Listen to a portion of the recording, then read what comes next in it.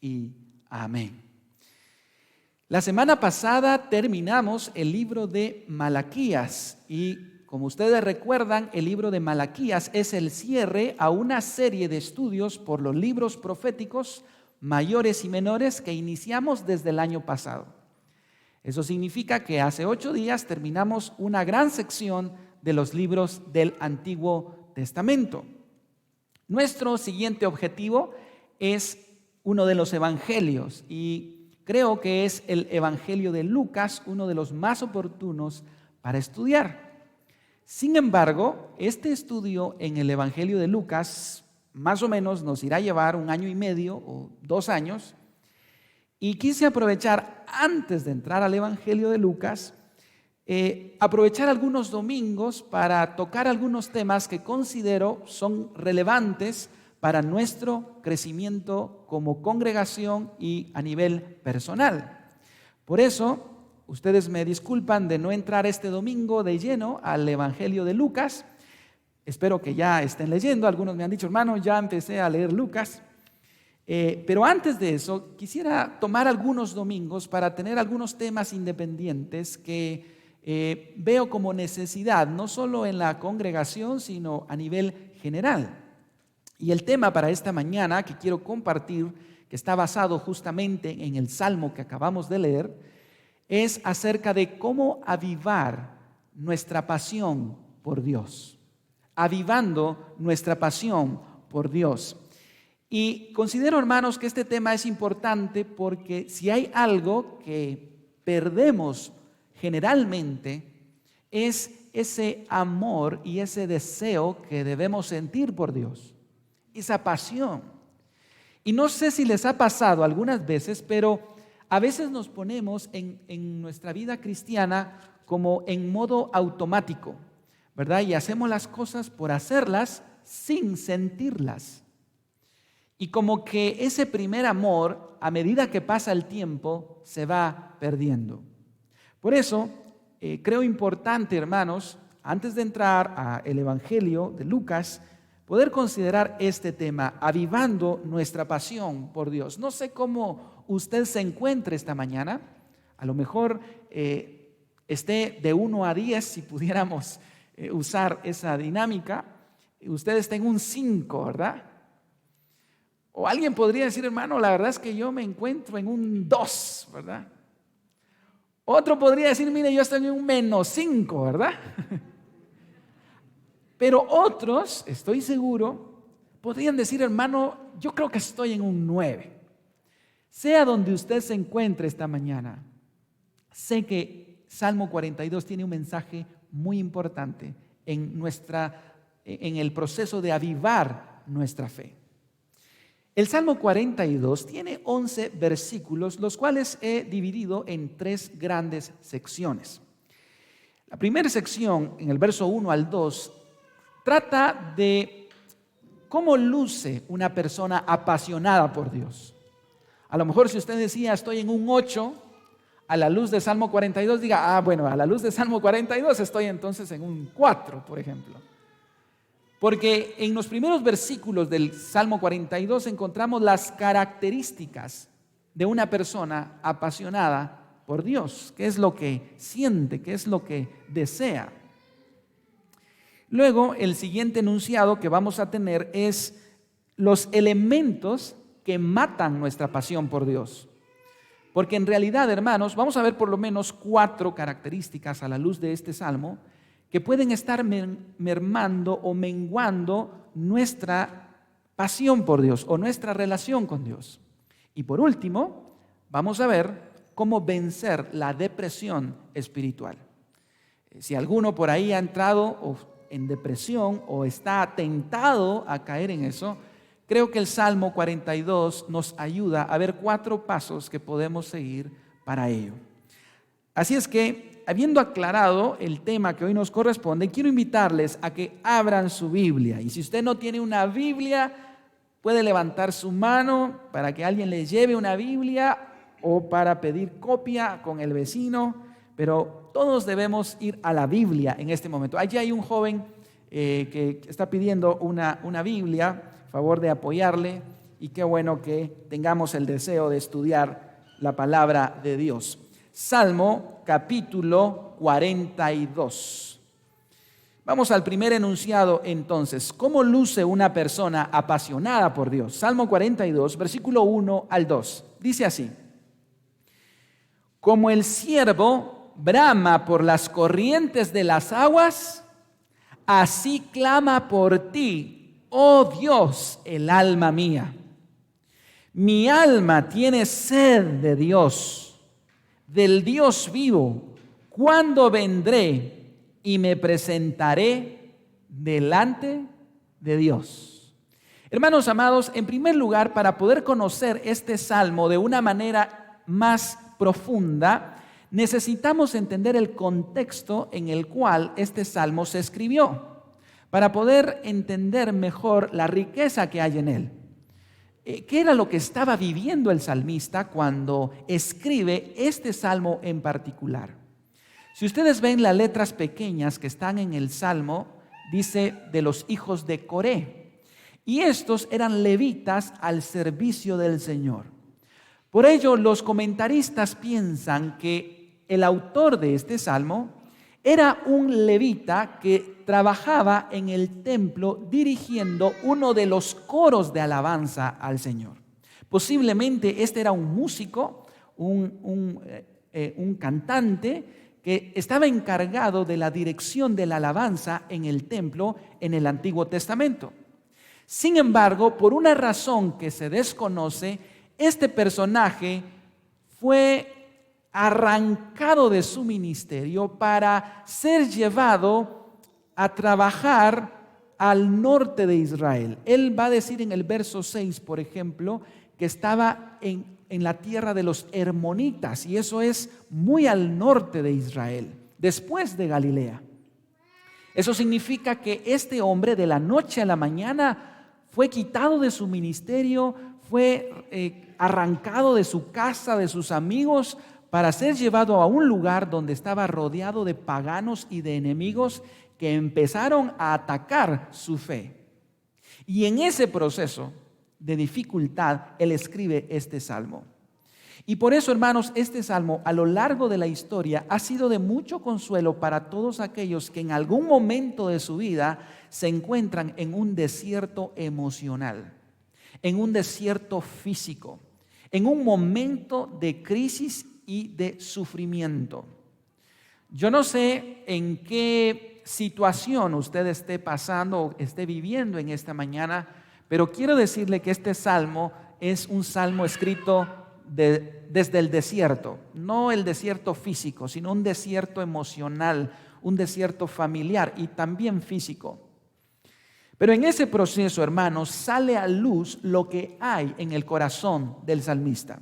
Y lo primero que quiero que noten, hermanos, es que los momentos de crisis, los momentos de dificultad, son los momentos que sacan a luz lo que realmente hay en el corazón. He puesto el ejemplo otras veces acerca del agua hirviendo. ¿Qué pasa con el agua hirviendo que cae encima de un huevo? ¿Lo suaviza o lo endurece? Pues lo endurece. Quizás algunos desayunaron eso esta mañana. El agua hirviendo cae sobre un huevo y lo endurece. Pero ¿qué pasa si el agua hirviendo cae encima de una papa? Pues la suaviza. La misma agua hirviendo que endurece algo suaviza lo otro. Y así son los períodos, hermanos, de sufrimiento. Son como esa agua hirviendo que revela qué tipo de corazón tenemos. Si tenemos un corazón duro o tenemos un corazón suave, dócil para el Señor. Y vean, hermanos, lo que sale a relucir en el corazón del salmista. Él escribe: mi alma tiene sed de Dios. Como el ciervo, dice, brama por las corrientes de las aguas, así clama mi alma por Dios. Estando a muchos kilómetros del templo, lejos de su familia y de su ministerio, este hombre dice: estoy deshidratado del deseo de mi comunión con Dios. A muchos kilómetros del templo de su familia, hermanos, él está anhelando nuevamente tener esa relación con el Señor. Y él dice: tengo sed del Dios vivo. Hermanos, él en primer lugar tiene sed de una relación íntima con Dios. Para nada está feliz en aquel lugar. Y yo le pregunto esta mañana, ¿cómo se siente usted cuando ya no ora? ¿Cómo se siente usted cuando ya no lee la Biblia? ¿Cómo se siente usted cuando ya no hace sus devocionales? ¿Tiene sed? ¿O se siente bien? Porque créame, hermano, que una de las características de un hijo de Dios es que cuando hay muchas cosas que hacer o ciertas situaciones que nos impiden orar, nuestro corazón empieza a afligirse. Nuestra alma empieza a inquietarse, como un pez empieza a sentirse fuera del agua. Pero a mí me queda la duda cuando hay cristianos que pasan meses sin orar, sin leer, y pasan de lo mejor. Se sienten re bien. Hermanos, eso debe preocuparnos, porque un pez que vive tranquilo fuera del agua, o no es pez, o ya se murió. Y por eso ya no siente. Pero él está, hermanos, en agonía.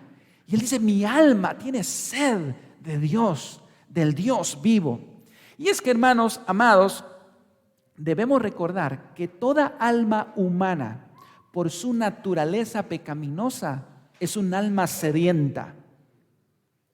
Toda alma humana, por su naturaleza pecaminosa, es un alma sedienta. Todos tenemos sed de amor, de identidad, de pertenencia. Y hay por lo menos dos tipos de aguas en que tratamos de calmar esa sed.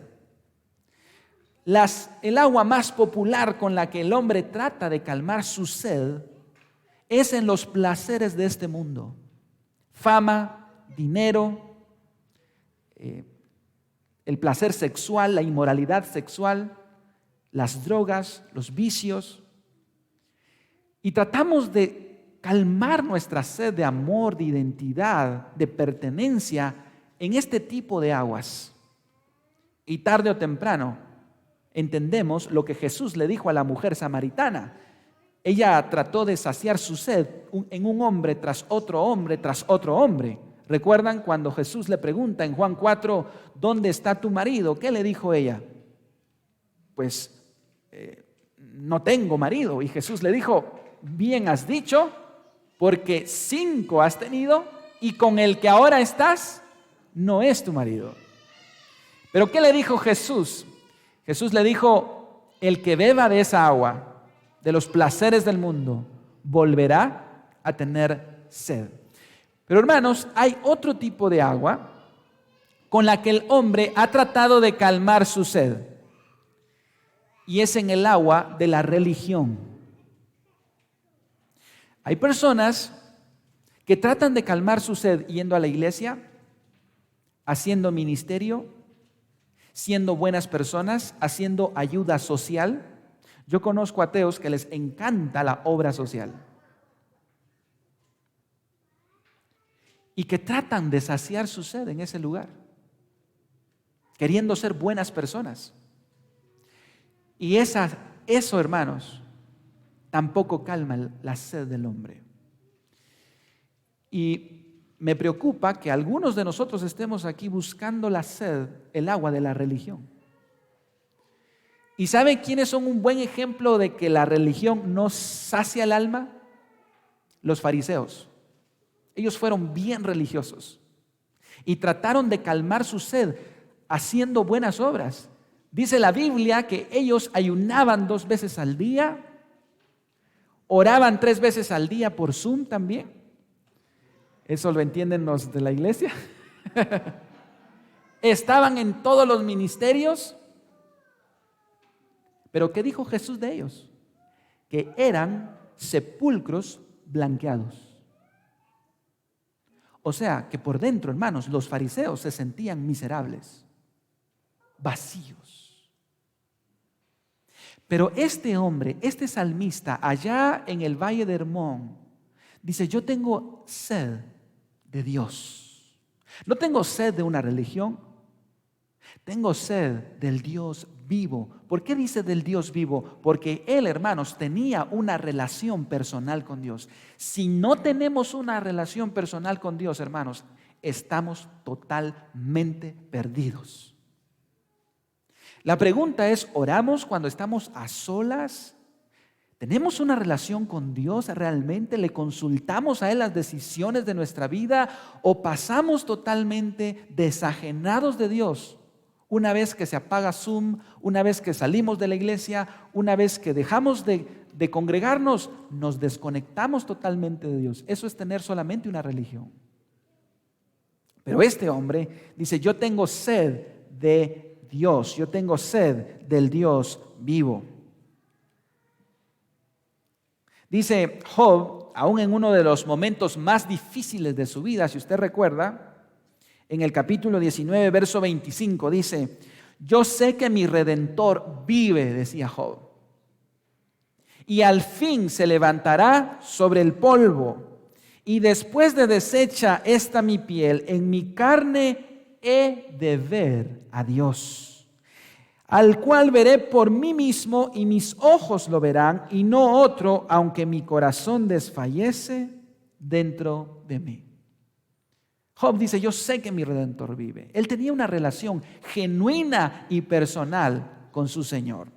Pero hermanos, no solo tiene una sed por Dios en su corazón el salmista. Vean ahora el versículo 4. Él tiene sed también de algo más. Y vean de qué se trata ahora. En el versículo 4. Me acuerdo de estas cosas y derramo mi alma dentro de mí, de cómo yo fui con la multitud y la conduje hasta la casa de Dios, entre voces de alegría y de alabanza del pueblo en fiesta. Noten, hermanos, en este versículo, él no solo tiene sed de Dios, sino también tiene sed de congregarse con sus hermanos. Noten lo que dice el texto: me acuerdo de estas cosas, derramo mi alma y de cómo fui yo con la multitud y la conduje hasta la casa de Dios. Hermanos amados, cuando tenemos amor por Dios, naturalmente vamos a tener amor por la congregación. Él dice: extraño esos días en que alabábamos al Señor. Extraño al pueblo cuando nos uníamos en fiesta y en júbilo. Pero cuando él recuerda, dice, derrama su alma. Él está llorando, recordando aquellos tiempos. Yo le pregunto, hermano, en esta mañana, ¿extraña usted así a su congregación? El salmista escribía en el Salmo 133, mirad cuán bueno y cuán delicioso es habitar los hermanos juntos en armonía. Hermanos, el cristianismo no es para vivirlo como llaneros solitarios. Por eso es tan importante congregarnos como lo estamos haciendo. Y qué bueno, hermanos, gracias a Dios por la tecnología, por el internet.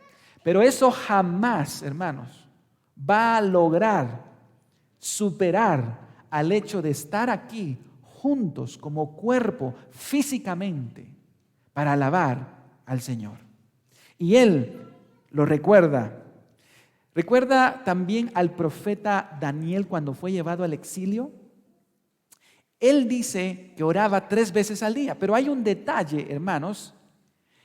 En su oración, en su cuarto, dice que él abría las ventanas de su cuarto. ¿Hacia dónde, hermanos?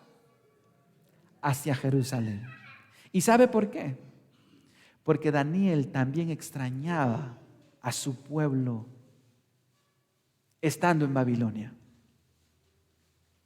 Yo me pregunto, hermanos, ¿nos extrañamos así de esa manera? ¿O podemos vivir tranquilos? Mejor si ya no nos congregamos. Pasamos casi un año sin congregarnos físicamente. ¿Cómo se sintió usted? ¿Tenía sed de sus hermanos? ¿O le caían mal sus hermanos? Es que bueno que ya no los miro, ¿verdad? Hermanos amados, ¿cómo luce una persona apasionada por Dios? ¿Tiene sed por Dios? ¿Tiene sed también por su congregación? Primera de Juan, capítulo 4, versículo 20, dice: si alguno dice, yo amo a Dios y aborrece a su hermano, ¿qué dice? Es un mentiroso. Entonces, ¿qué son esos cristianos que dicen que son cristianos pero que no asisten a la iglesia? ¿Qué dice ese texto? Mentirosos.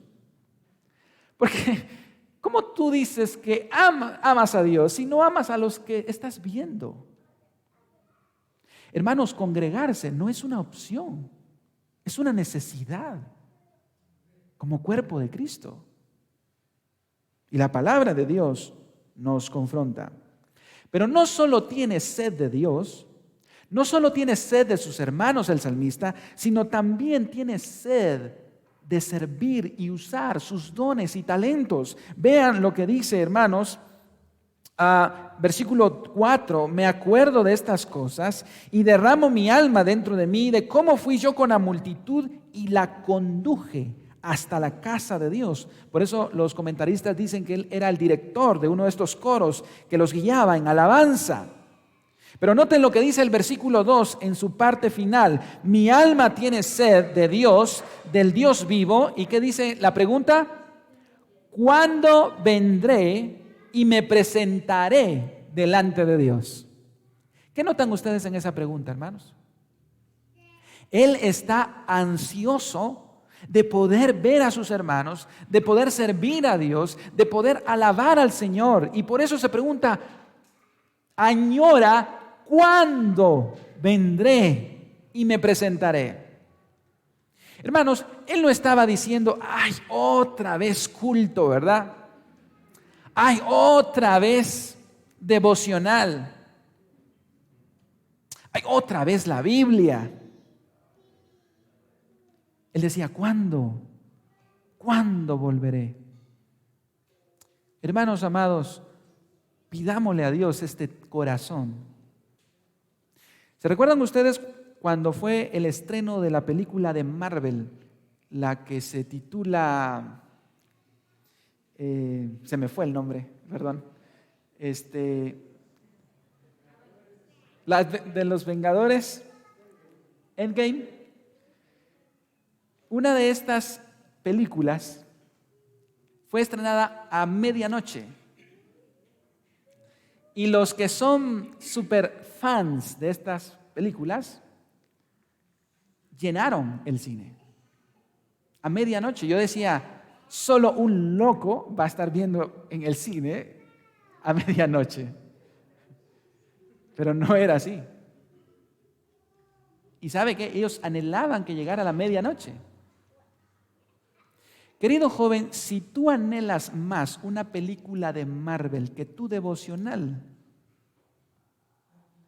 vamos a cantarte Más allá del sol, porque estás perdido. Hermano, si usted anhela más la final del Real Madrid contra el Barcelona, más que su devocional, también le vamos a cantar Más allá del sol.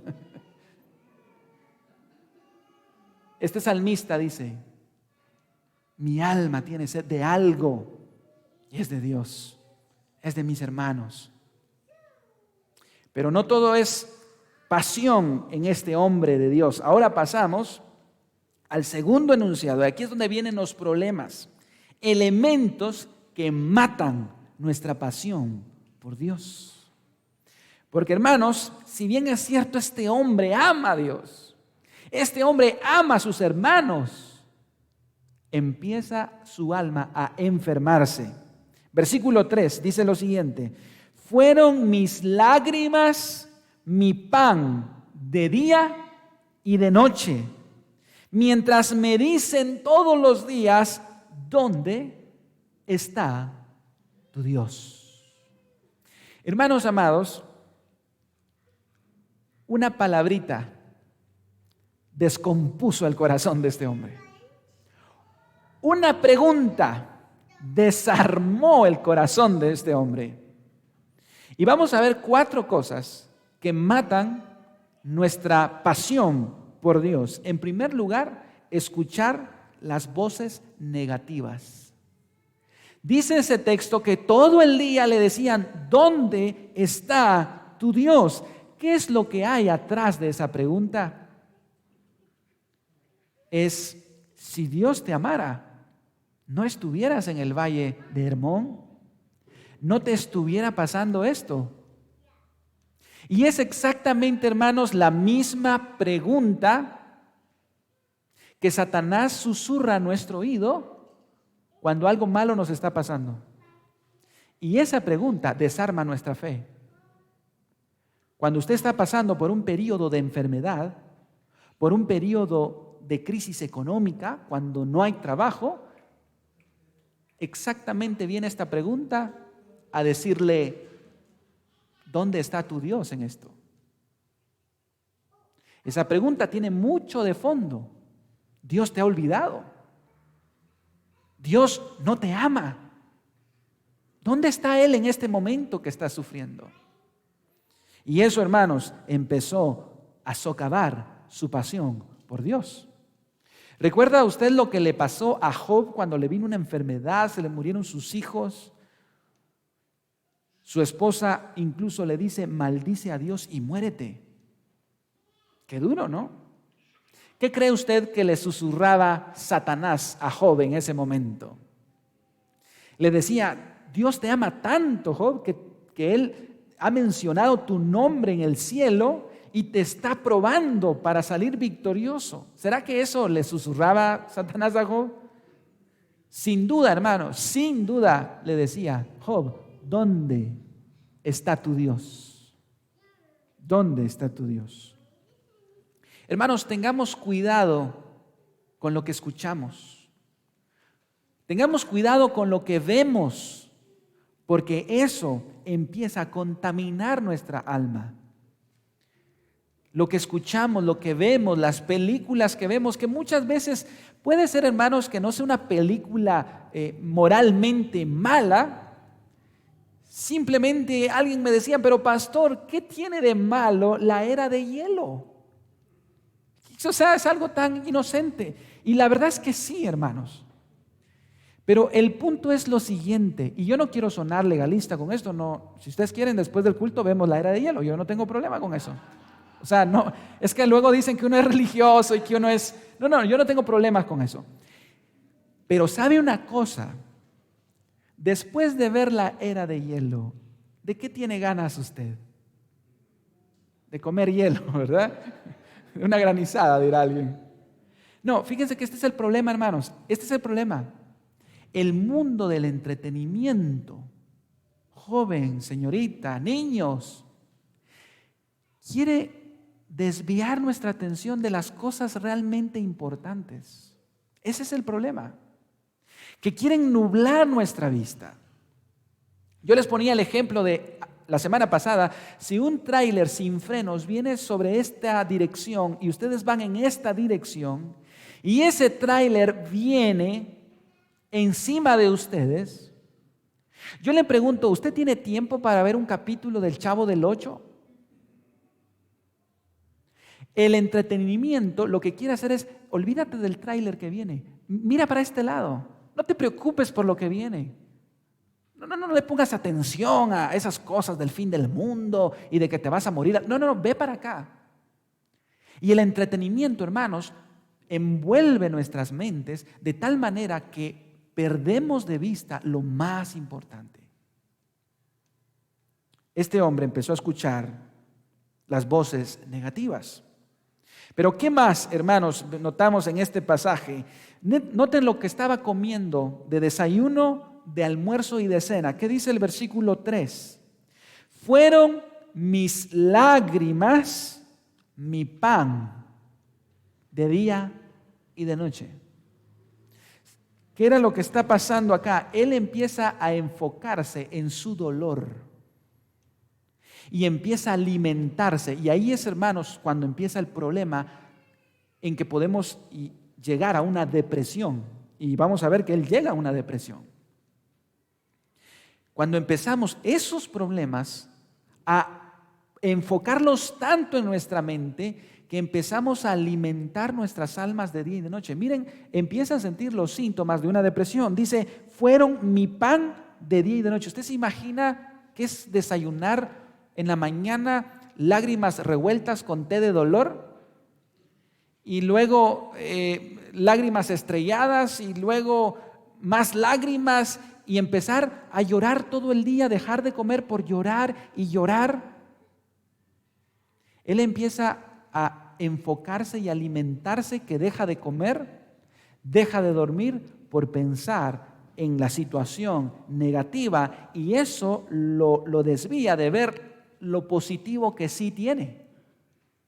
Y es que, hermanos, cuando nos enfocamos solo en el problema, vamos a terminar así, llorando de día y de noche. Y si encima usted escucha música de Anet Moreno, seguro va a terminar llorando más todavía. Tengamos cuidado, hermanos, porque hay muchas maneras de alimentar el dolor. Y hay personas que su dolor es el único tema, pero hay mucho más que eso. Y este hombre entonces cae en depresión, versículo 5. ¿Cómo estaba su alma ahora? Versículo 5. ¿Por qué te abates, oh alma mía, y te turbas dentro de mí? ¿Cómo se siente ahora él? Con el alma turbada y abatida. ¿Sabía usted, hermano, que la depresión es la nueva pandemia del siglo XXI más que el coronavirus? Las estadísticas de la OMS, que usted puede buscar en internet, están allí públicamente, se dice que hay 300 millones de personas en este momento que están pasando por depresión. A la economía mundial, los antidepresivos y el tratamiento en general contra la depresión le cuesta $1 billón al año. Y la OMS dice que la depresión es la principal causa de discapacidad en el ser humano. Porque la depresión nos inhabilita para trabajar, para estudiar, etcétera, etcétera. Y aquí tenemos a este hombre piadoso que abrió su corazón y se enfocó en su dolor.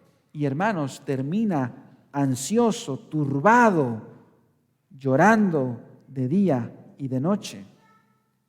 Pero no solo esto, vean ustedes que él también ve que se está, ¿alguna vez le han dicho que usted se está ahogando en un vaso de agua? Vea que él en el texto dice que él está ahogándose, versículo 7.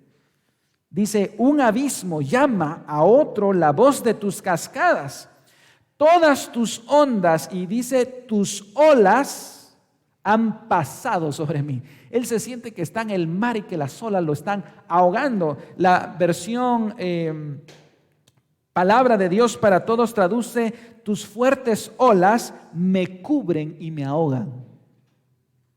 ¿Alguna vez usted se ha sentido así? Hermanos, Dios nos libre de caer en depresión, pero nadie está libre. Y es tan fácil caer en depresión. ¿Recuerdan a Marta? Aquella mujer afanada, dice en Lucas capítulo 10 que Jesús fue a comer con ellos. María se sienta a los pies de Jesús a escucharle y Marta está con la licuadora, con el microondas, con el refri, con la estufa, etcétera, etcétera, y le dice a Jesús, Jesús, mira, qué haragana mi hermana, ponla a hacer oficio también. Y Jesús le dice en Lucas capítulo 10, versículo 41. Respondiendo Jesús le dijo, Marta, Marta. ¿Sabe por qué le dice 2 veces Marta? Porque la primera ella no oyó.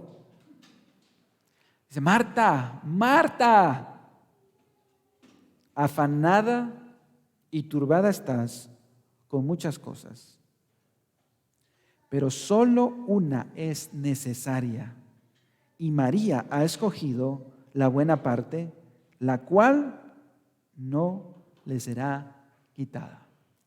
Le pregunto esta mañana, hermano, ¿qué es lo que lo tiene afanado en su corazón?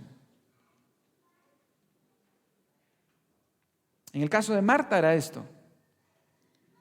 Pero ¿qué es lo que hay en esta mañana que lo angustia, que lo turba? Eso es algo que mata nuestra pasión por Dios. Por eso Pablo decía, por nada estéis afanosos. El afán, el estrés, la ansiedad en el salmista están matando su sed de Dios. Entonces tenemos escuchar las voces negativas. Número 2, enfocarnos en nuestro dolor. Número 3, el estrés y la ansiedad. Pero número 4, y este es el punto clave de cómo él perdió su pasión por Dios, o estaba perdiendo su pasión por Dios, es el versículo 9 y 10 del capítulo 42. Fíjese lo que dice ahora el salmista, versículo 9 y 10. Diré a Dios, roca mía, ¿por qué te has olvidado de mí? ¿Qué es lo que estaba diciendo el salmista? Ahora él repite lo que sus enemigos le habían dicho. En el primer versículo él decía, mis enemigos dicen, ¿dónde está tu Dios? Y ahora él se la creyó. Y ahora él repite lo que los otros decían, porque él ahora dice a Dios, ¿por qué te has olvidado de mí? ¿Por qué andaré yo enlutado por la opresión del enemigo? Como quien hiere mis huesos, versículo 10, mis enemigos me afrentan diciéndome cada día, ¿dónde está tu Dios? Noten, hermanos, cómo él empezó escuchando y ahora está repitiendo. Y empieza, y este es el punto clave, cuando estamos pasando en un momento de crisis, empezamos a cuestionar la bondad de Dios para nuestra vida. Él le pregunta a Dios, ¿por qué te has olvidado de mí? Y es lo que Satanás quiere lograr. Decirnos, Dios se olvidó de ti. Es que tus oraciones ya no las escucha. Es que Dios ya no te ama, te has portado tan mal. Y él le dice a Dios, Dios, ¿por qué te has olvidado de mí? ¿Alguna vez usted ha sentido que Dios se ha olvidado de usted, hermano? Yo le pregunto esta mañana, ¿será que alguna vez usted se ha sentido así? Yo sí. Pero si usted alguna vez se ha sentido así, no está solo. Grandes personajes de la Biblia muchas veces sintieron que Dios los había olvidado. David, por ejemplo, escribe en el Salmo capítulo 22, versículo 1, lo siguiente. Dios mío, ¿por qué me has desamparado? ¿Por qué estás tan lejos de mi salvación y de las palabras de mi clamor? Dios mío, clamo de día y no respondes, y de noche y no hay para mí reposo. ¿Alguna vez se ha sentido así, hermano? Que le pide a Dios y como que Dios se ha alejado, como que Dios se tomó unas vacaciones y no está atendiendo las oraciones. Quiero que note, ¿qué salmo es este, hermanos? Salmo 22. ¿Y está a la par de qué salmo? Del Salmo 23. ¡Ah, qué descubrimiento más grande!, ¿verdad? No, pero hay algo importante allí. ¿Qué dice el Salmo 23? Jehová es mi pastor, nada me faltará. En lugares de delicados pastos me pastoreará. Confortará mi alma, me guiará por sendas de justicia por amor de su nombre. ¿Y qué dice el Salmo 22? Dios mío, ¿por qué me has desamparado? Salmo 23, Jehová es mi pastor, nada me faltará. ¿Qué le pasó al salmista? Se levantó con el pie izquierdo en el Salmo 22 y se levantó con el pie derecho en el Salmo 23. No, hermanos. Para poder llegar al Salmo 23 en nuestra vida, muchas veces tenemos que pasar por el Salmo 22 primero. Todos queremos irnos al Salmo 23, ¿verdad? Pero debemos pasar por ese valle de sombra de muerte para entonces conocer y decir, Jehová es mi pastor. Así es que él cuestionó la bondad de Dios para su vida. Pero hermanos, ahora entramos a la cura de esta situación. ¿Cómo vencer esa depresión espiritual? Hemos visto cómo luce una persona que tiene pasión por Dios, tiene sed por Dios, tiene sed por sus hermanos, tiene sed por usar sus dones para el servicio del Señor. Vemos cómo el estrés, la ansiedad, el enfocarse en su dolor, el cuestionar el carácter de Dios trajo abajo esa pasión, lo mete en una depresión espiritual bastante fuerte. Pero ahora veamos cómo vencer la depresión espiritual. Versículo 8. ¿Qué pauta sigue el salmista? Versículo 8. Pero de día mandará Jehová, ¿qué dice? Su misericordia. Y de noche su cántico estará conmigo y mi oración al Dios de mi vida. Noten, hermanos, lo que hace el salmista. Él se aferra y apela a la misericordia de Dios. Y él en medio de su dolor, hermanos, en medio de su quebranto, en medio de su sed, en medio de la depresión, dice, pero de día mandará Dios su misericordia. Hermanos amados, no sé qué situación usted esté viviendo. Le puedo garantizar que puede tener evidencia clara, aún por más difícil que sea su dolor, de ver la misericordia de Dios para su vida. En medio de lo más profundo y difícil que usted se encuentre. Y uno de los pasajes más hermosos acerca de la misericordia y la fidelidad de Dios se encuentra, qué irónico, en un libro en la Biblia que se llama Lamentaciones. Qué curioso, ¿verdad? Fíjese lo que dice Lamentaciones, capítulo 3, versículo 22. Por la misericordia de Jehová no hemos sido consumidos, porque nunca decayeron sus misericordias, nuevas son cada mañana. Y leamos juntos, grande es tu fidelidad. ¿Cuántos dicen amén a eso? Ahora, noten, hermanos, que este pasaje que alaba la fidelidad y la misericordia de Dios está escrito en el libro de Lamentaciones.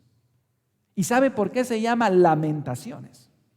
Porque cuando Jeremías está escribiendo Lamentaciones, puede ver todavía el humo de la ciudad de Jerusalén, sus muros derribados y un montón de cuerpos muertos alrededor, porque Lamentaciones se llama así, porque se lamenta la caída de Jerusalén en manos de los babilonios. Y aún en medio de la ceniza, aún en medio de la tragedia que inunda a Jerusalén, Jeremías se levanta y escribe, por la misericordia de Dios, no hemos sido consumidos, nuevas son cada mañana. Hermano, no se enfoque solamente en su dolor, en su problema. Recuerde que la misericordia de Dios es nueva cada mañana. Si no nos enfocamos en eso y nos enfocamos solo en el dolor, no vamos a poder ver el cuadro completo. Hubiera yo desmayado, decía David, si no creyese que veré la bondad de Dios. Entonces, ¿cómo hace el salmista para salir de esta depresión? En primer lugar, se refugia en la misericordia de Dios. En segundo lugar, el versículo 8 dice, pero de día mandará Jehová su misericordia y de noche, ¿qué dice, hermano? Su cántico. Y mi oración al Dios de mi vida. Hermano, sea cual sea su necesidad, no deje de cantarle al Señor y no deje de orarle al Señor. Yo sé que no dan ganas. Yo sé que cuando estamos pasando en crisis nosotros no queremos alabar al Señor, pero hermano amado, esto le recuerda quién es Dios y de su misericordia. Y Él se refugia en la alabanza y en la oración. Los dos elementos para sacarnos de los agujeros más profundos. Si yo le preguntara esta mañana, ¿quién de los personajes del Antiguo Testamento ha hecho la oración desde el punto más bajo? ¿Qué me respondería usted? Jonás. Literalmente Jonás. Yo creo que no hay nadie, hermanos, que haya estado más bajo que Jonás. Un profeta rebelde, viene una gran tormenta, él dice, pues no voy a Nínive, tírenme al mar, prefiero morirme que ir a Nínive. ¡Qué rebelde! ¿Usted sintió el aguacero que hubo ayer? Fuerte. Imagínese que Dios le revelara que ese aguacero fuerte vino por su desobediencia. Jonás sabe que esa gran tormenta es por su desobediencia y no se arrepiente. Dice, ¿saben qué? Tírenme al mar. En lugar de decir, ¿saben qué? Estoy desobedeciendo, quiero volver. Él dice, tírenme. Pero hermanos, es que de Dios uno no se puede salvar. Y Dios le tenía un pez. Y cuando él cae, dijo, pues prefiero morirme que obedecer a Dios. Dios dice, le manda un pez y se lo lleva a lo profundo del mar. Qué bueno, hermanos, que no sea claro ni tigo los que necesitemos señal, ¿verdad? Para poder hablar con Dios, porque allá abajo no hay señal de internet. Y miren lo que Jonás dice, aún en lo más profundo de lo profundo. Ay, Jonás, ¿qué era lo que tenía que hacer? Orar. Y estando allá abajo, en lo profundo, entonces oró Jonás a Jehová su Dios desde el vientre del pez y dijo, invoqué en mi angustia a Jehová y él me oyó. Desde el seno del Seol clamé. Yo no sé hasta qué punto va a parar Jonás. Y mi voz oíste. Hermano, no hay abismo más profundo en el cual usted se meta, en el que Dios no pueda escucharle. Y este hombre que ha caído en una depresión tan grande, dice, voy a orar a Dios, al Dios de mi vida. Número 3, ¿qué más hizo él? Primero, se aferra a la misericordia de Dios. En segundo lugar, se refugia en la alabanza y la oración. Y en tercer lugar, hermanos, y creo que esto es algo muy práctico para salir de la depresión, es que él escribe lo que siente. Y prueba de ello es que tenemos el Salmo 42. Él está escribiendo cómo se siente. Yo no sé si alguno de ustedes tenga ese hábito de escribir. Algunos usan un diario. Bueno, David usaba un diario, por eso tenemos muchos salmos de David.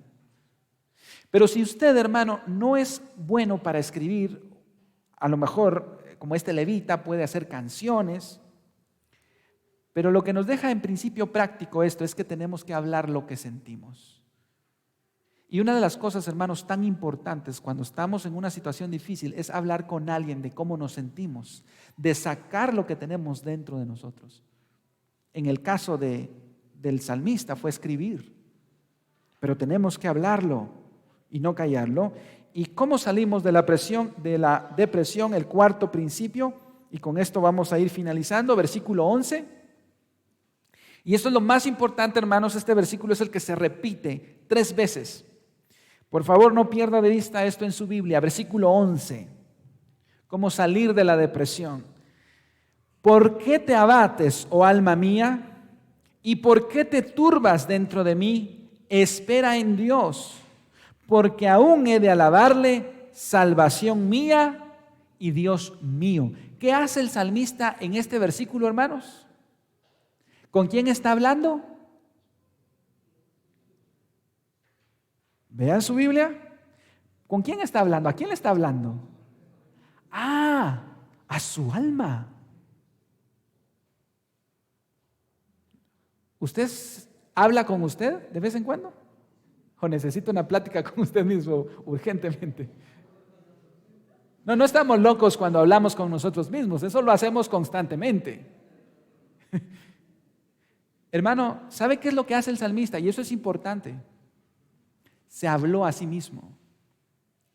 Más bien, se confrontó a sí mismo. Y llega un punto que le dice a su alma: alma mía, ¿por qué te abates?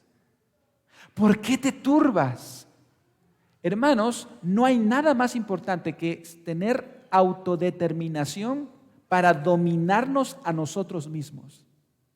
Y muchas veces tenemos que confrontarnos a nosotros mismos y decir: basta, ya, alma mía, ¿por qué te estás abatiendo?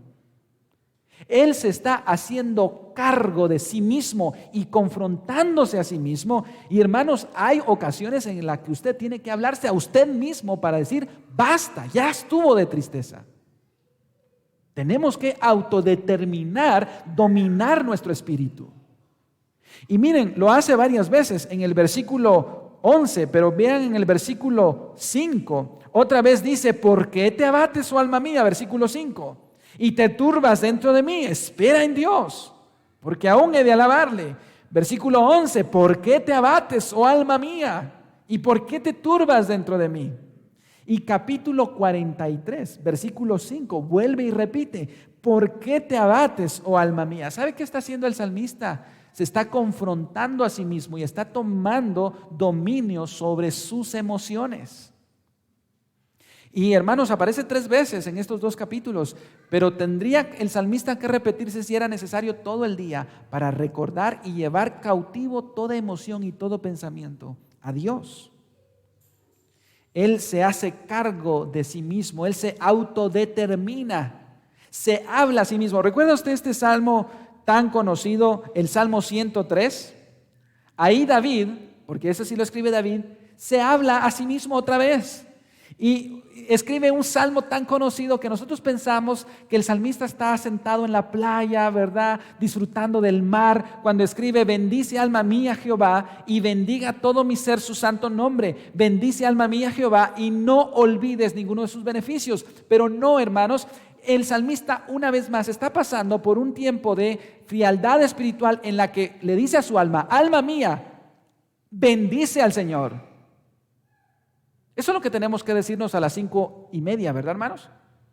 Cuando suena el despertador para el devocional, ¿qué quiere hacer su alma?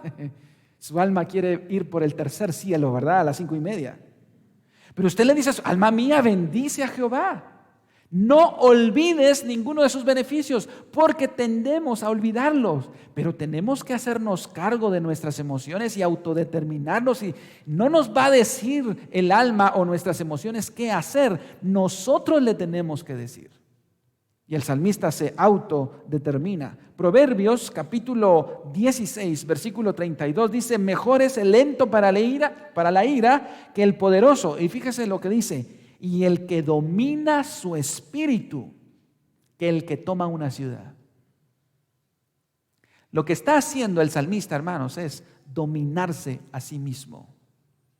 Y hermanos, o hacemos eso, o vamos a terminar en una depresión tan terrible que nos pueda llevar a otra situación mucho más grave. Háblese a sí mismo. Háblese a sí mismo con la palabra de Dios cada vez que entre en depresión o se sienta mal o una tristeza, y dígale a su alma lo que tiene que hacer. Eso fue lo que David hizo. Bendice, alma mía, Jehová. Y este levita que está pasando por esta situación le dice: ¿por qué te abates, oh alma mía?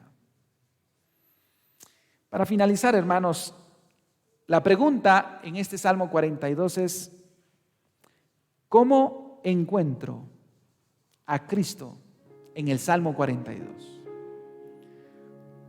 ¿Cómo encuentro a Cristo? Porque aunque qué bueno hablar de cómo usted puede avivar esa pasión por Dios, o cómo usted puede salir de esa depresión, a lo mejor en un problema tan serio en el que se encuentre.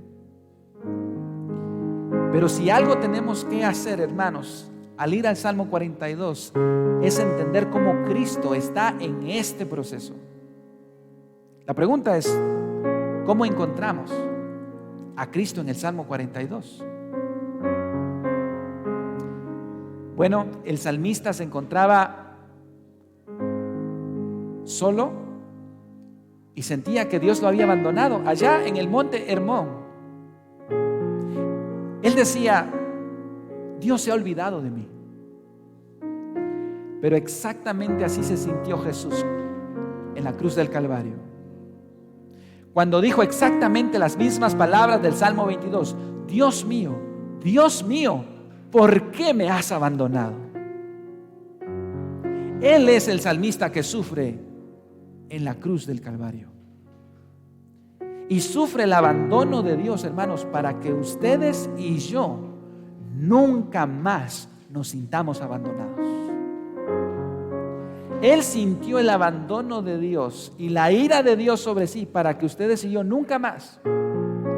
Por eso un autor escribió al respecto lo siguiente, que quiero leerles.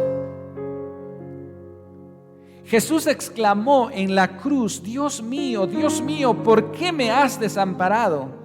Para que usted y yo hoy podamos decir: Dios mío, ¿por qué me has aceptado? Ya no somos, hermanos, abandonados. Por eso Pablo podría decir en Romanos capítulo 8: ¿quién nos podrá separar del amor de Cristo?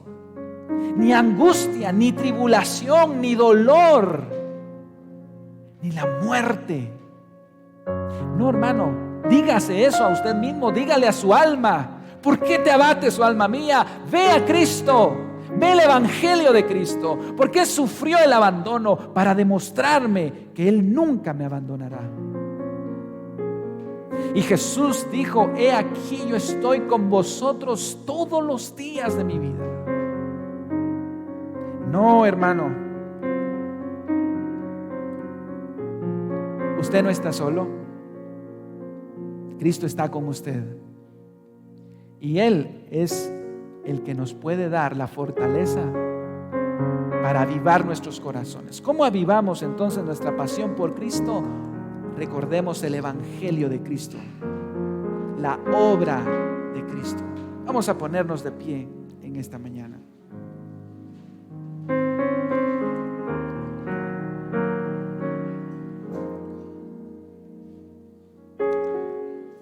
Amado Padre Celestial, Señor, queremos ser una iglesia apasionada por ti. Queremos ser una iglesia que te anhela, que te desea. Señor, danos sed de ti, de tener una relación personal contigo. No una religión, Señor, una relación contigo. ¿Cuándo vendré y me presentaré?, decía el salmista.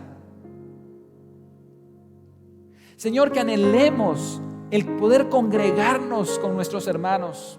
Que anhelemos, Señor, poder usar nuestros dones y talentos al servicio tuyo. Que no quede, Señor, en un tercer plano si me da tiempo, si entonces tengo ganas. Señor, pon esa pasión, la cual había en el corazón de este autor. Cuida nuestros oídos, Señor, de qué estamos escuchando, de qué estamos viendo. Cuídanos, oh Dios, de enfocarnos solamente en las cosas negativas. Y ayúdanos a enfocarnos en tu misericordia, Señor. Porque no importa qué situación, por más difícil que sea, nuevas son cada mañana para nosotros. Y Padre, ayúdanos a recordar que jamás estaremos solos, porque Cristo prometió jamás abandonarnos. Alma mía, bendice a Jehová. ¿Por qué te turbas, alma mía, dentro de mí? Espera en Dios, porque aún he de alabarle. Y esto lo decimos en el nombre de aquel que sufrió el abandono en la cruz del Calvario para darnos su compañía para siempre. En el nombre de Jesús. Amén y amén. Que Dios les bendiga, hermanos. Pueden tomar su lugar y continuamos con nuestro programa en esta mañana.